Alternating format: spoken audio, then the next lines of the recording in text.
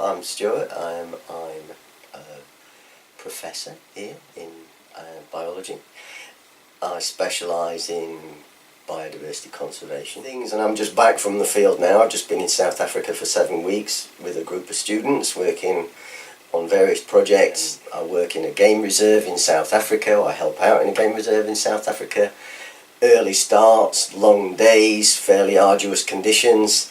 You need something that you can rely on, I guess. Via these you get asked to do quite a lot of different tasks, whether it be helping move a baby rhino from one location to another, or I'm helping to clear some fence lines around the fenced out areas of the reserve. So yeah, that's I always look for something practical and comfortable. As you can see, I don't put a great deal of effort into looking after them particularly. I tend to let them find their own excuse for being replaced, which usually means them falling apart. Yeah, well, whether there's actually physically a bit of Africa on it, there'll always be some Africa, because once you get Africa's red dust on your boots, you can't really ever shake it off. You might be able to clean it off in the visual, but in here, that red dust, it transfers itself into there, I'm afraid. So,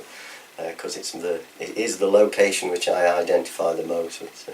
But they almost certainly will have been with me when I was part of a team that was involved in moving rhinos around in the reserve that we work in. Rhino poaching is a very big difficulty in southern Africa, huge levels ongoing, massive amounts of resource involved in terms of just trying to keep them on the planet, really. I remember very distinctly with one individual female rhino having what looked to be on camera an almost individual tug of war with her, she was not very happy about the prospect of being put inside a big crate and moved to a new location. But the reality was there was about another 15 people hanging on the end of the rope. But so yeah, I suppose that brings back happy memories, and knowing that she's well and well catered for, obviously, is why we do what we do with the rhinos. So yeah, it's good. No, I'm not from Oxford. No, I was brought up in South Yorkshire, in a tiny little pit village, but rather unusually, and sort of part of the story, I guess, in some ways, I was actually born in the northeast of England. I was born just outside Newcastle in a place called South Shields. My father was a coal miner, and the northeast of England, the coal mines of the northeast of England were the first, I guess, along with Scotland, to begin to feel the brunt of the changes in the industry and the closures that were, eventually to sort of have quite a big impact on my life. So as a very young boy, 4-year-old, my father transferred out of one coalfield in the northeast to South Yorkshire, and that's when I moved. So I basically developed a Yorkshire accent, even though I'm a Geordie by birth. I did make quite a major transformation, I guess. So it wasn't one that I picked. It was out of necessity. I left school at 16, like everybody did who I went to school with. Qualifications were not really something high on our agenda, because we all knew we were going to work down the pit. You followed your parents, you went where your dad went, and so I went and worked down a coal mine, started when I was 16-year-old. As you grow up, you become a man, I suppose, in the eyes of the law, because you can't work on a coal face until you're 18-year-old. And then I became a coal miner, a proper coal miner. I worked on a coal face, part of the team, and then the sort of the unity and team playing of all of that really comes into its own, and I can honestly say in my life it's never been replaced, all of that sort of aspect, because they were no nonsense people who really, we all had to look after each other, we all had to have each other's back. And I've done several other things in my life, occupation wise, but never got anywhere close to that kind of feeling. that togetherness. The government of the day, the delightful Mrs. Thatcher, she decided that she was not going to be beaten by a gang of blue-collar workers, and set about changing the whole fabric of Britain, in my eyes. I think where we are today lies very firmly at the feet of that lady. And personally, not much of it for the good. My old mum, she was wise and said, you know, things are going to change and you're going to have to find something else to do, and there won't be a job at the pit for any of you anymore. Now, ever since I was a little boy, a really little boy, I was always mad about wildlife and particularly birds. So it was really find out what was out there, did a bit of homework, found out that there were, in those days, in the UK, there was quite an emphasis on vocational studies via sandwich degrees and the like. I found one that I got a sandwich year with a bird charity. That took me to sort of working in bird conservation in Scotland for, you know, what was an amazing time. I met some great people, you know, both in terms of career, but more importantly in terms of passion for the job and knowledge, and you know, they taught me a huge amount. I met a man who really was very influential in many ways in my own career, a lecturer.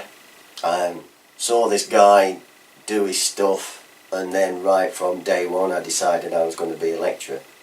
Yeah, he was a big influence on my life, John Foster, and it's quite strange because I've had a letter from him this week. So since 1985 I met him, and so here we are. He shares a passion for Africa. He worked in Africa too, so he was always asking me about what's happening in my projects, and quite interestingly, when I was made a professor, he was the very first person I told. So yeah, the good bits of the job are still the kids, you know, seeing them come, seeing and hearing what their interests are and what their aspirations are, and then trying to do your bit to hand over the baton, really. You know, that's all anybody's job is in life, isn't it? You just hand over the baton. Here are the bits that I know, they're written on the baton. You take the baton, you write your own bits on it and give it to the next one down the lines. I sort of try and imagine myself in the shoes of those people who work in the healthcare system, doctors, nurses, porters, doesn't matter who. And to me, they're just heroes, all of them. And I do wonder whether I could actually pull their shoes on, because I think I know the answer. I don't think I could. There's loads of people's shoes that you know, you see, you'd like to see yourself in.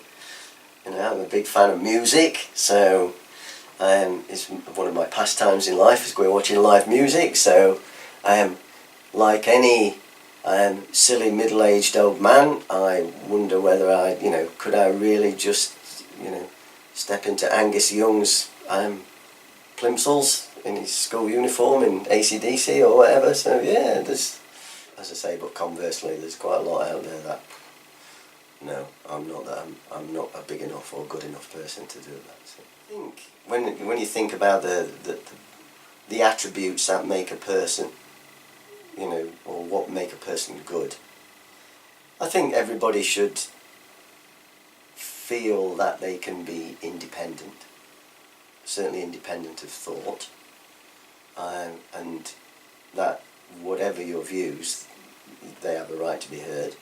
I think one of the things I identify most with in people is patience, principally because I don't have very much of it myself, so that everybody should have patience, and and empathy as well. I think, you know, understanding, being a little more understanding of why we're not all the same and why we have different views. One of the best things I'm ever involved with, I think, is in India, where we do some work in a very famous tiger reserve. There's a special needs school, and if you're special needs in India, then much of a quality of life. You're viewed as useless.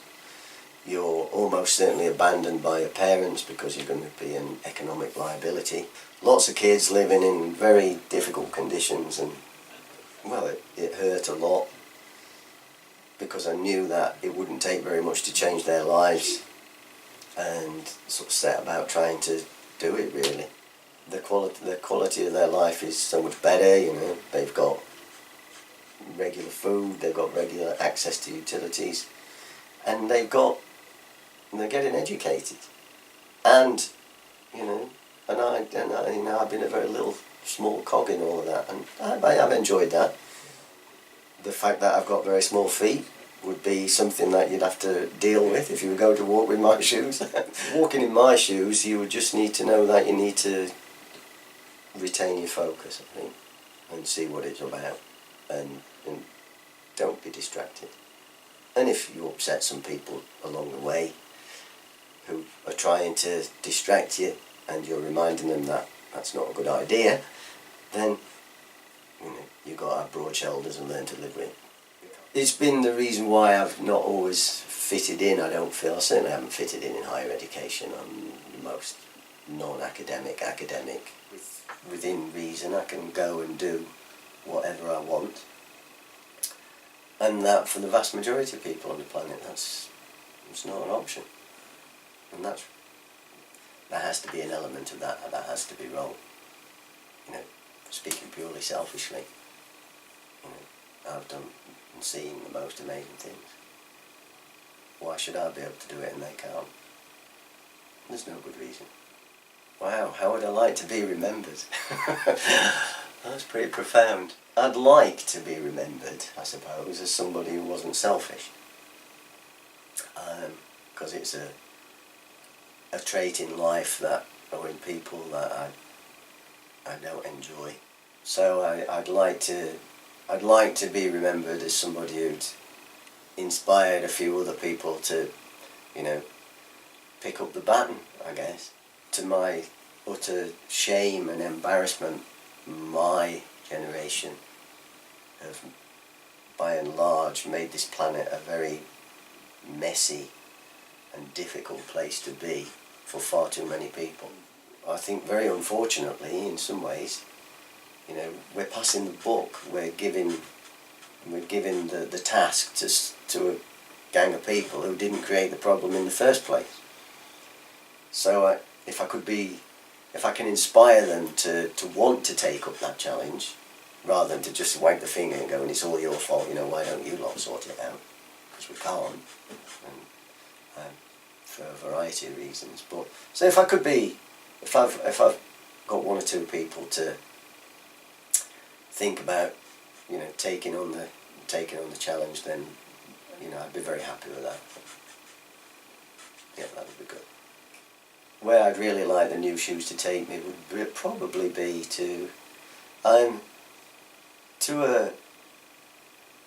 a place where more people collectively see the planet, I guess, for the very special place that it still is, and to have the shoes take me to those audiences, I guess, who really are going to rise to the challenge of reminding us all that, you know, it's not a done deal. We can do something about some of the things that we know to be problematic, and to, if I could just keep the shoes on for long enough to just sit in the audience or sit in the wings and just see how they all get on, and hopefully make a much better job of it than my lot ever have.